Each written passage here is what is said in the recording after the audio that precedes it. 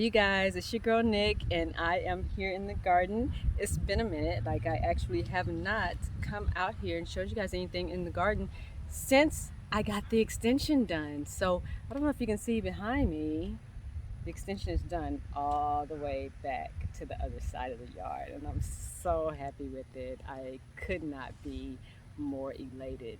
But today is going to be a really short video out here in the garden, and it was fairly cool today, so I thought let me come out and do a little bit of work. I've been trying to do a little bit of things every day where I could, but today I'm doing something special.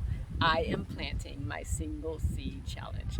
I previously posted a video about what my single seed challenge was going to be. It is a loofah gourd. And this is the ultimate sustainable plant because the small pods are edible, kind of like zucchini. Here it is, I have it floating in water here. I actually did soak them. I soaked two in water. But they're like little zucchinis. They're in that zucchini and cucumber family. So they can be eaten when they're small, but when you leave them on the vine to grow, they become loofah that we bathe with. So I can make washcloths out of them. You guys, that is the ultimate in sustainability. I love the idea of doing this, and that's why I chose this as my single seed challenge. This year, my husband and my son are also going to participate in the single seed challenge, but they are not ready to sow their seeds yet, and I'm not going to do it for them. Like, they need to come out and do it themselves. My hat. I am trying to be more conscious of the sun and wear my sunscreen and wear my hat. I know I'm going to be out here in a tank top or whatever because it's super hot in Southeast Texas, but my hat is helping to shield my face at least from that. So loofah gourds, this is where I'm going to plant them, along the fence, because they climb their vines. So here, I'm right next to my compost bin actually, and right here I have a few flower seeds that I've planted, some zinnias and some marigolds. And so I'm going to plant my loofah gourd here, right here, because then it can climb the fence and go a long way. So I'm just in a clear little spot right there. And I have two in here. I've already picked one up out of the water, and I'm just going to take that one again. Now, one of my gardening friends, she took this and she clipped the end right here. I'm not going to clip this one. I'm just going to take the soaked seed and sow it right there in the soil. Hopefully you can see that. It's right here. I'm just going to cover it up, about a quarter inch of soil. And then I'm going to take some of the same water that I was soaking in and pour it right over. I'm not going to water this in much more because we have a sprinkler system and that will water right in on its own. So like I said, I have here some flower seeds, and then this is right next to my compost bin, which I'm right in front of.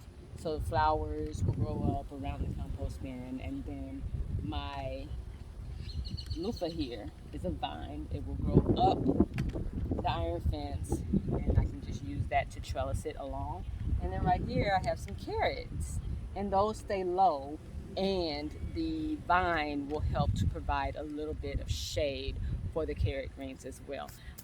If you've been watching me for a while, you've seen that I've actually, when I harvest the carrots, I cut the whole thing. The greens are actually really, really delicious.